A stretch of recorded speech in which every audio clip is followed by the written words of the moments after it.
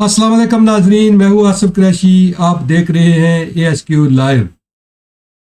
آج میرے ساتھ بڑی اہم سیاسی سماجی قانونی ماہرین میں جن کا شمار ہوتا ہے وہ میرے ساتھ موجود ہیں۔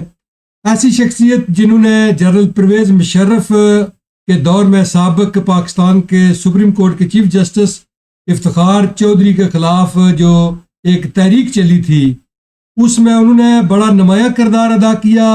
بڑے ماہر قانون دان ہیں، وکلا بحالی تحریک کے مرکزی رہنما ہیں، سابق صدر ڈسٹرکٹ بار میرپور اور سابق ممبر بار کونسل آزاد کشمیر تبسم صادق چوئی صاحب میرے ساتھ موجود ہیں۔ آج ہم ان سے آزاد کشمیر اور بالخصوص ضلع میرپور اور پاکستان کی موجودہ سیاسی صورتحال کے حوالے سے بات کریں گے۔ تبسم صادق صاحب، سب سے پہلے میں آپ کو اپنے پروگرام میں خوش آمدید کہتا ہوں۔ بڑی مہربانی، آپ ان دنوں برطانیہ میں ہیں اور آپ نے اپنا جو ہے وہ ٹائم دیا۔ سب سے پہلے تو ہم شروع کریں گے کہ آپ کا تعلق ایک سیاسی خاندان سے ہے، سیاسی گھرانے سے ہے۔ آپ کے والد چودھری محمد صادق صاحب، المعروف بہو صادق صاحب، ماشاءاللہ اپنے اسلام گڑھ کی بڑی اہم شخصیت تھے۔ انہوں نے آزاد کشمیر اسمبلی کا الیکشن بھی لڑا، چیئرمین ٹاؤن کمیٹی، پہلے میرے خیال میں چیئرمین ٹاؤن کمیٹی بھی رہے۔ کیا وجہ ہے کہ آپ سیاست سے ہٹ کر آپ جو ہے وہ قانون کی طرف گئے؟ تھوڑا سا اس حوالے سے بات کریں گے۔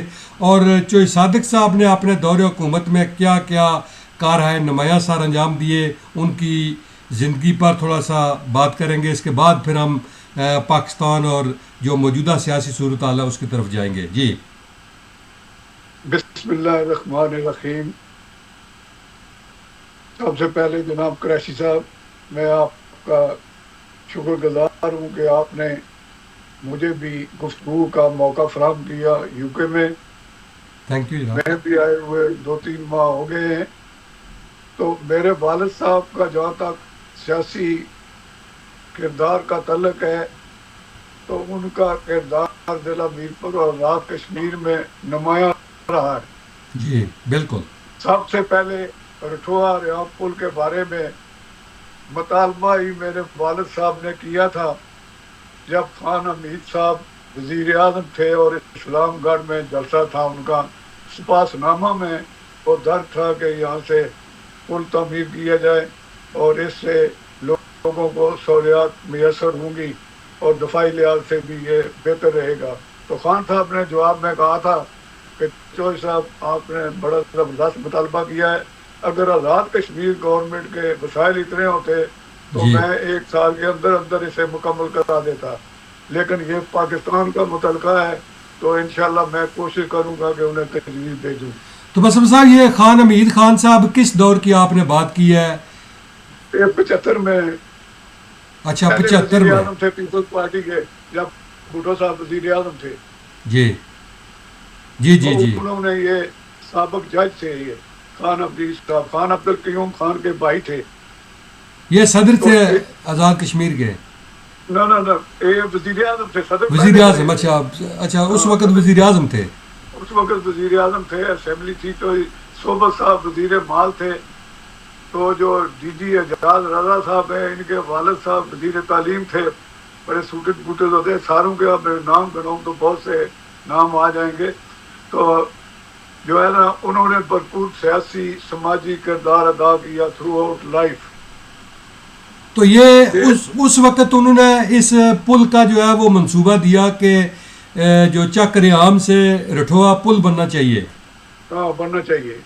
تو اس وقت لوگوں نے، بعد جو ناقدین تھے انہوں نے کہا، باقی لوگوں نے مطالبے کو اپریشیٹ کیا، خان صاحب نے بھی کیا۔ بعض ناقدین تھے وہ کہتے تھے یہ خوابوں خیالوں کی باتیں، یہاں سے پل بن سکتا ہے کبھی، جو چوئی صاحب نے بات کی ہے۔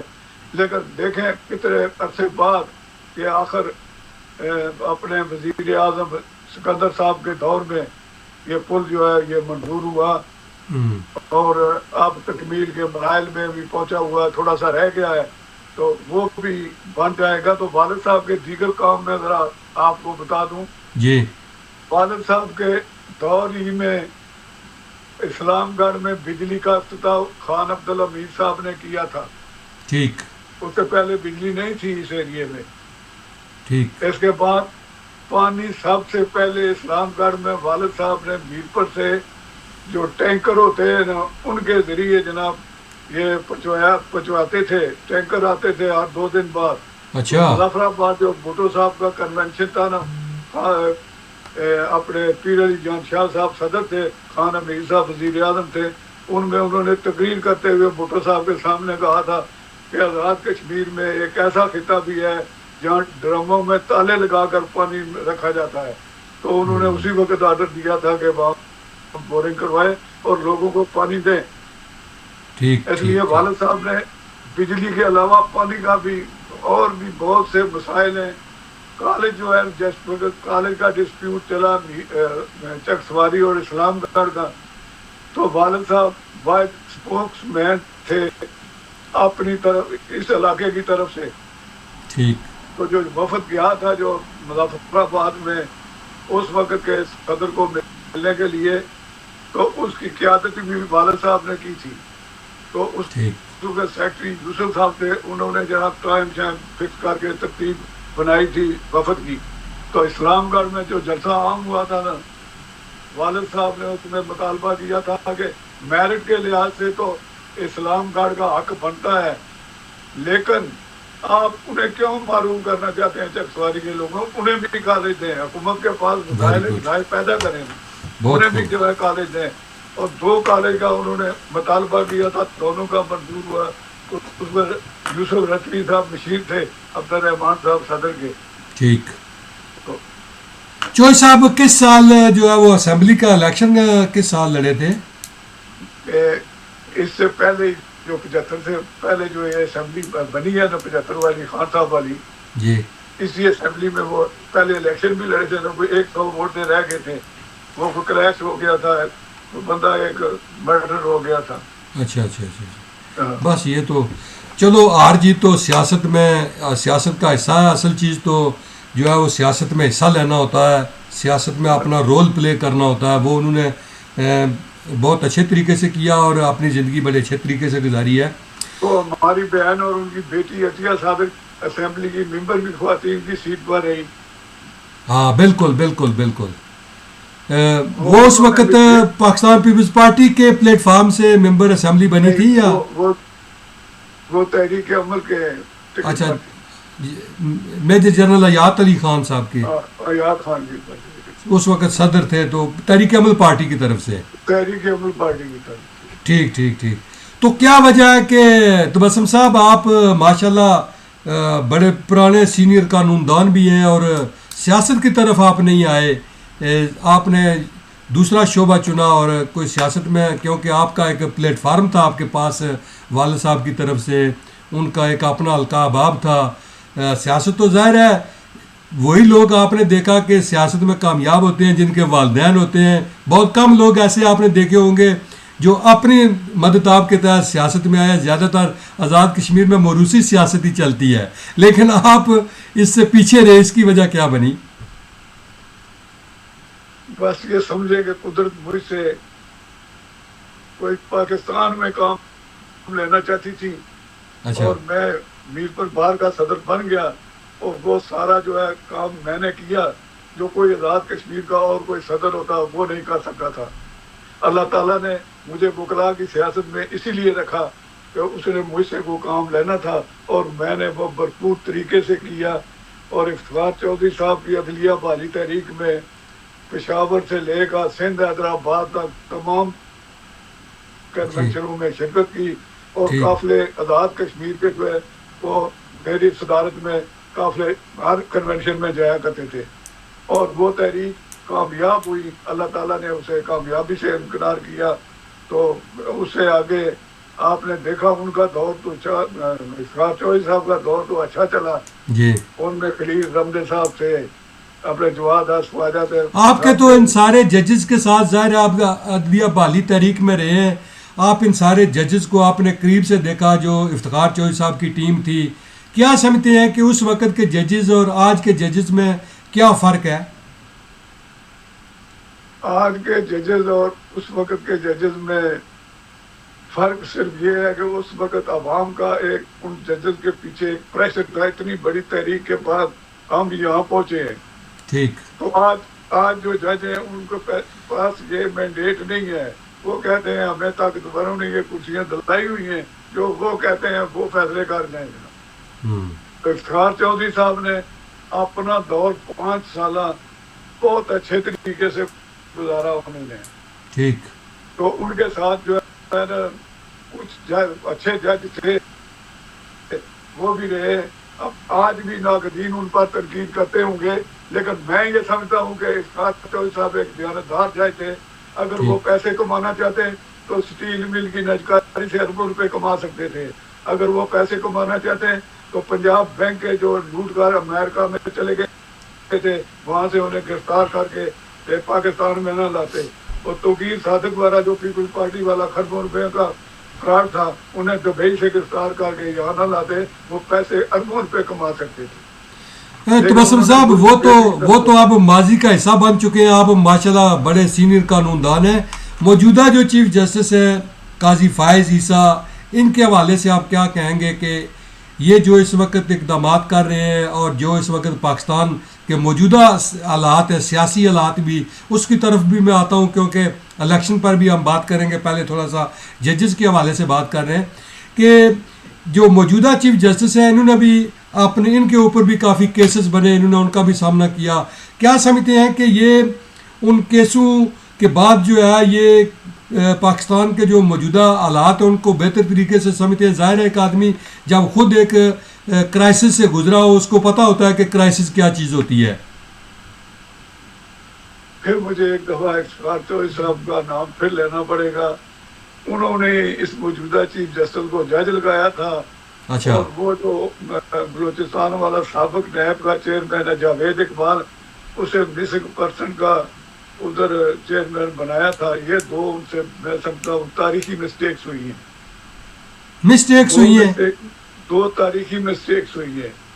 اور یہ جو ہے موجودہ چیف جسٹس دیکھیں اس پر کیسز چلے عمران صاحب کے دور میں, ان کی حکومت میں پی ٹی آئی میں, اسے خود ہی کوئی کیس سننا نہیں چاہیے تھا پارٹی کا اس کا.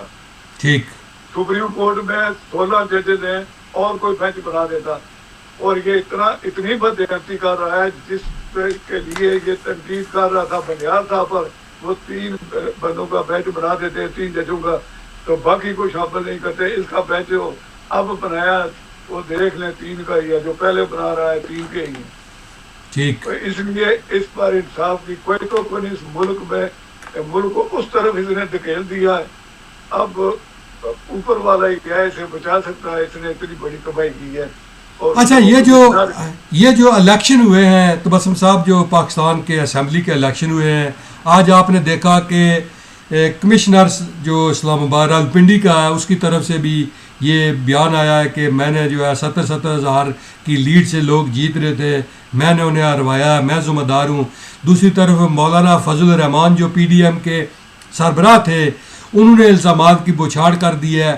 یہ پاکستان کے جو موجودہ الیکشن ہیں یہ تو ایسے لگ رہا ہے کہ بالکل ہی ہر آدمی نے اس کو مسترد, ہر سیاسی جماعت نے اس کو مسترد کر دیا ہے. تو ایسے حالات میں ملک کس طرح آگے چل سکے گا؟ پہلے ہی ملک کی حالات اتنے خراب ہیں کہ جو پاکستان کی معاشی حالت ہے وہ بہت ہی گمبھیر ہے. تو اس حوالے سے آپ کیا کہیں گے؟ مجھے جہاں تک کچھ سمجھ آ رہی ہے جی, اب کئی لوگوں کو جو غلطیاں کی ہوئی ہیں, جو ظلم انہوں نے کیے ہیں, ان کے حساب کا وقت قریب آ پہنچا ہے. ٹھیک. دیکھیں یہ پاکستان کی تاریخ میں پہلے الیکشن ہے جو کینڈیڈیٹوں کے پیچھے پولیس دوڑ رہی ہے, ایجنسیاں دوڑ رہی ہیں, دوسرے دوڑ رہے ہیں. ایسے الیکشن کرانے کا کیا فائدہ؟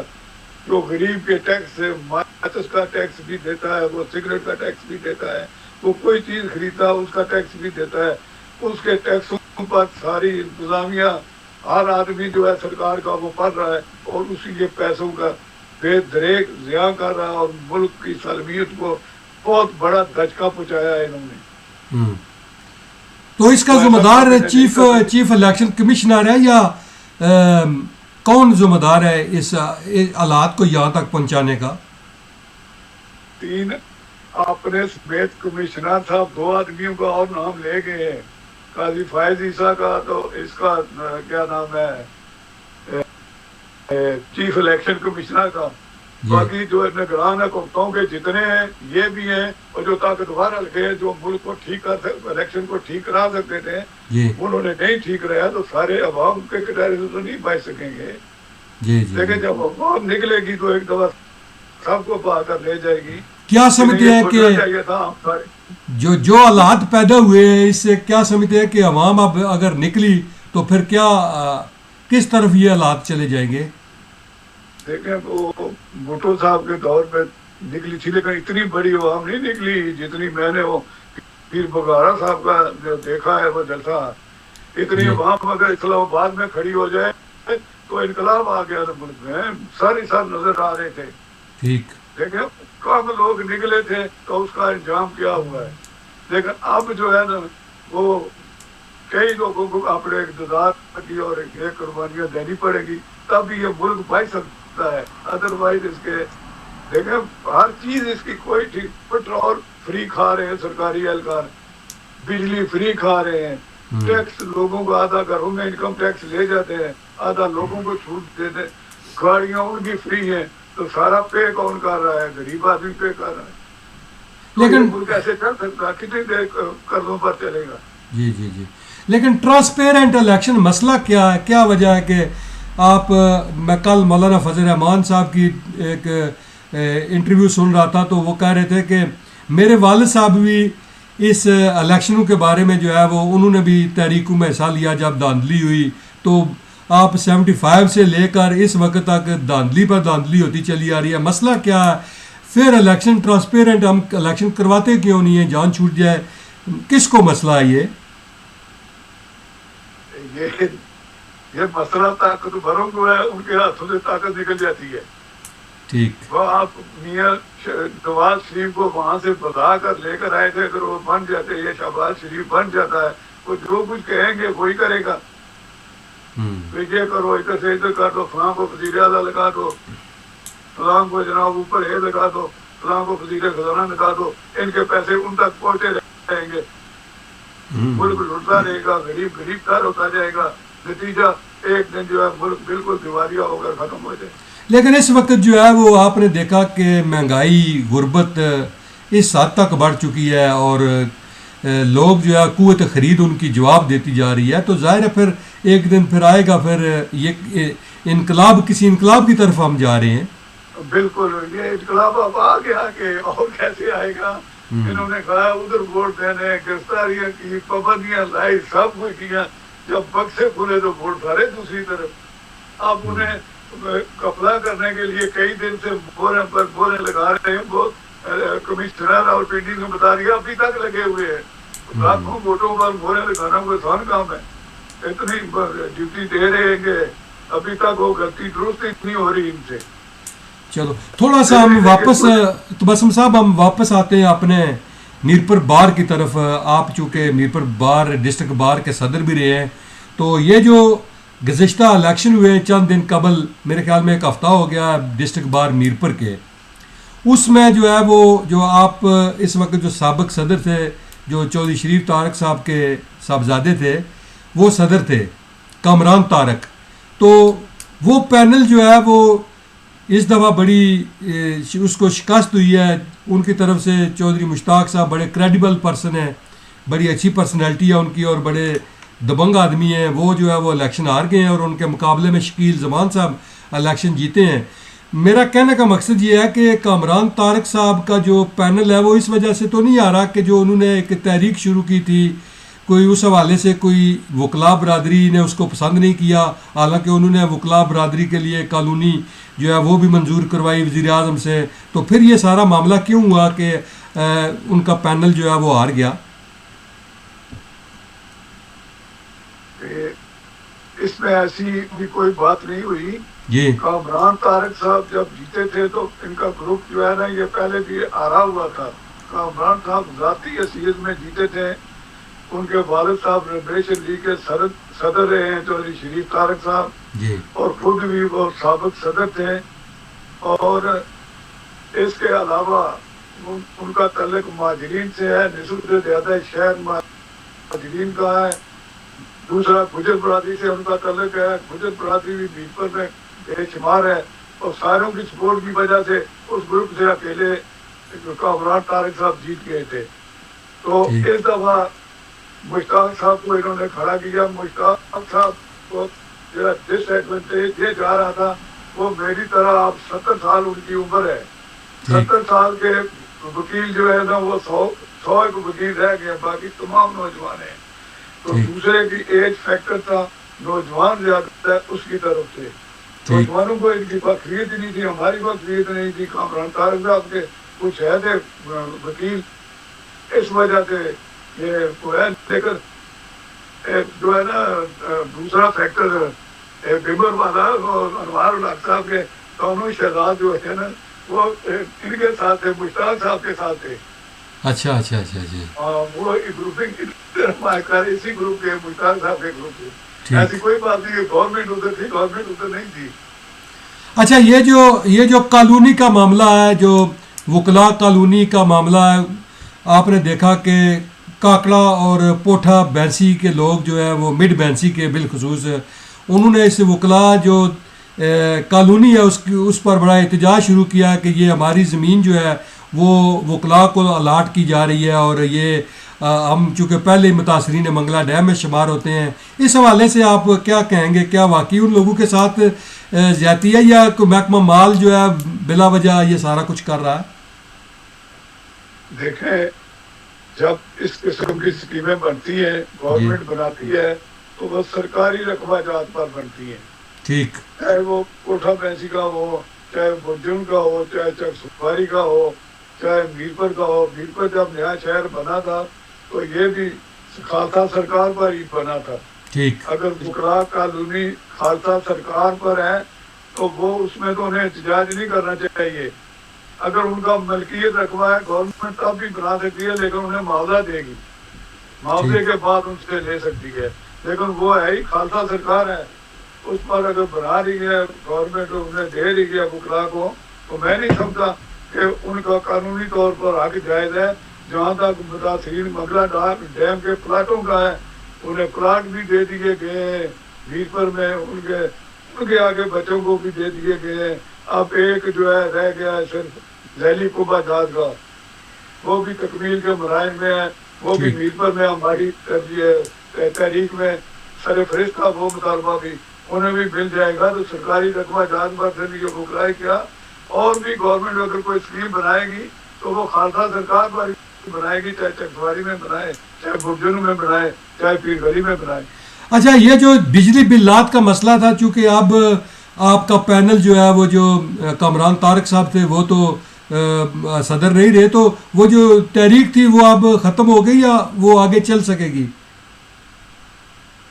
تحریک جو ہے وہ اس طرح ختم نہیں ہوتی.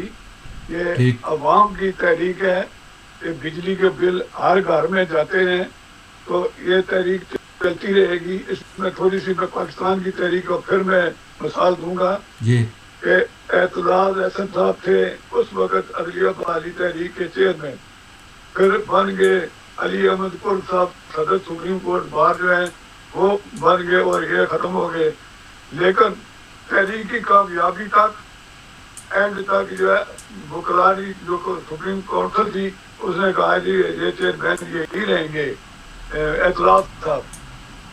ٹھیک اس میں بھی تھا، فریدی صاحب تھے، اور بہت سارے وکلا تھے جنہوں نے ان کی حمایت میں بیان دیا تھا. تو یہ وکلا تحریک جو ہے یہ جاری رہے گی اگر نئے صدر صاحب نے اس کی قیادت کی. ورنہ جو ہے نا ہماری کمیٹی، وہ صدر جو ہے کامران طارق صاحب ہیں، راجہ کیا نام ہے ذوالفقار صاحب ہیں، خلیق الرحمان صاحب ہیں، انہوں نے بڑا بھرپور کردار ادا کیا ہے. پل میں بھی وہ جلوسوں میں جاتے رہے ہیں. تو بہت سے لوگوں کے کام ہیں، اگر میں گنوانا شروع کروں تو بہت ہیں. اور یہ تحریک جو ہے میرپور کے بجلی کی، یہ انشاءاللہ سارے تحریکی بھی چھوڑ دیں جو آپ چلا رہے ہیں، تب بھی عوام خود چلا لے گی، عوام کا مسئلہ ہے. ٹھیک. اچھا، یہ جو چک ریام برج کا جو تھوڑا سا پیس رہ گیا جو درمیان کا، اس پر تھوڑی سی بات کریں کہ اس کی بیڈنگ ہوئی ہے لیکن ابھی تک کوئی اس پر عمل درآمد شروع نہیں ہوا، 1 مہینے کے قریب ہوتا جا رہا ہے. کیا وہ واقعی بیڈنگ ہوئی ہے یا پھر ایک بار اہل میرپور کو لالی پاپ دیا گیا ہے؟ نہیں، اس کی بیڈنگ ہو گئی ہے. जो है ना ये वजीर आजम साहब जी ये झूठे आदमी नहीं, ना ही झूठा वादा करते हैं तो ना ही ये करेंगे। ठीक इन्होंने जो काम करना होता है वो धड़ल्ले से करते हैं और कह देते हैं ये मैं कर दूंगा, ये नहीं हो सकता। और इंशाल्लाह इन्होंने काम मुकम्मल कर दिया वो, और जल्दी जो है ना 1 साल के अंदर अंदर ये पुल तकमील हो जाएगा। अच्छा, आखिरी आपसे सवाल ये है कि आप पर एक बड़ी साजिश हुई थी, एक प्लाट के ज़रिए आपको जो है वो दबाने की कोशिश की गई, आप पर बड़ा जो है वो प्रेशर, आप मीडिया में बहुत ज़्यादा जो है उसकी जो इंतज़ामिया थी उस पर तनकीद भी हुई। क्या उस वक़्त जो आपकी बार थी उन्होंने कितना साथ दिया आपका? वो उस वक्त जो बार ने साथ दी, बार हमेशा जो फैसला करती है ना बार के इजलास में, जी वो हर चीज देख सुनकर उसे परख कर क्या गलती है क्या कुछ है उसमें, जो फैसला कर ले उसमें गलती का कोई इम्कान नहीं होता। ठीक तो बार ने 1 महीना 7 दिन मीरपुर बार और डडियाल के बार के वकला ने दफातर बंद रखे, केस नहीं लिए और हक सच की लड़ाई में उन्होंने साथ दिया। हालांकि वक्त का चीफ जस्टिस उधर था, डीजीपी उसी का लगाया हुआ था चीफ जस्टिस का, हुकूमत उनके सामने बेबस थी क्योंकि चीफ जस्टिस को नाराज नहीं कर सकती थी, लेकिन वकला ने पूरा भरपूर मुकाबला किया और सच का साथ दिया। इस पर मैं उनका आज भी और सारी उम्र तय दिल से मशहूर रहूँगा। और मैं समझता हूँ कि ये करारदाद भी जो है ना, ये दिल्ली कुंभा जहाज, पुल वाली और बिजली वाली और नाजायज टैक्सेस की, MDA की, ये सारी जो करारदाद मीरपुर बार ने पास की हुई है ना, इस पर मनवान अमल होगा और ये सच्चाई है, इसमें कोई ऐसी बात एक भी नहीं जो सियासी है। हमें वजीर आजम साहब को तब्दील करने का कोई शौक नहीं। अगर इन वजीर आजम के हाथ में काम ना हुआ, कोई दूसरा वजीर आजम आएगा, उसने नहीं करना। ये फिर इस एरिए से भी ऐलान करते हैं और सच बोलते हैं और इंशाल्लाह ये काम करेंगे। हमें तो भरपूर तोक़ा है, बिजली का मामला भी ये हल करके ही करेंगे। अच्छा, आखिरी एक सवाल हल्का के हवाले से है कि ये बताएं कि हल्का के अंदर जो है इस वक्त 4 पार्टीज़ हैं, पाकिस्तान पीपल्स पार्टी, मुस्लिम लीग नून और तहरीक इंसाफ। क्या समझते हैं कि मुस्तकबिल किस पार्टी का है? और बिलखुसूस हल्का नंबर 2 के अंदर सिर्फ 1-2 मिनट में, क्योंकि टाइम जो है वो तकरीबन ख़त्म हो चुका है। हल्का नंबर 2 में मुस्तकबिल अगर तहरीक अमल रही मौजूद, तहरीक इंसाफ पाकिस्तान में, तो जफर अनवर और उन्हीं का है जो बजाय मुझे नजर आ रहा है, क्योंकि इस्लामगढ़ में तहसील की बुनियाद उन्होंने रखी है। हमारे बड़े लीडरों ने इतनी जुर्रत का मुजाहरा ही नहीं किया। कोई कहता इधर से वोट टूट जाएंगे, कोई कहता इधर से टूट जाएंगे। ये जफर अनवर को क्रेडिट जाता है तो तहरीक अमल को क्रेडिट जाता है, तहरीक इंसाफ को। आप आज तहरीक अमल में फिर वापस चले गए हैं। नाम आ गया, तहरीक इंसाफ को क्रेडिट जाता है, जफर अनवर को, और उनका हक बनता है एक दफा उन्हें MLA बनाकर उनको पहुंचाया जाए ईमान में, ताकि उन्हें पता चले कामों को लोग इज्जत देते हैं। बहुत शुक्रिया तबस्सुम सादिक साहब, आपने बहुत ही ज़बरदस्त बातें की हैं। आपका बहुत शुक्रिया, आपने अपना टाइम दिया, क्योंकि ये प्रोग्राम बड़ा लिमिटेड होता है, टाइम चूँकि ख़त्म हो चुका है, इसलिए मैं आपसे इजाज़त भी चाहूँगा। नाजरीन, हमारा प्रोग्राम देखते रहिए और साबिक सदर मीरपुर डिस्ट्रिक्ट बार की बातें जो हैं वो बड़ी अहम हैं। आप लोग सुनकर कमेंट्स ज़रूर कीजिएगा। इंशाल्लाह बहुत जल्द नए प्रोग्राम के साथ आपसे मुलाकात होगी। अल्लाह हम सब का आमीन नासर। बहुत शुक्रिया।